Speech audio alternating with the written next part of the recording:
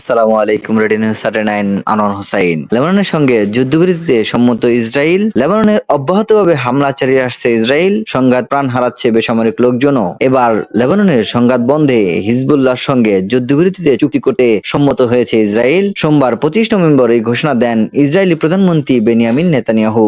যুদ্ধবিরতির চুক্তি বাস্তবায়নে বিষয়টি মার্কিন প্রেসিডেন্টের বিশেষ দূত আমোস হোস্টেইনকে নিশ্চিত করেছে তিনি। এক প্রতিবেদনে এ তথ্য জানিয়েছেন যুক্তরাষ্ট্রভিত্তিক সংবাদ মাধ্যম সিএনএন। চুক্তিটি 2 দিনের মধ্যে ঘোষণা করা হবে বলে আশা করা হচ্ছে।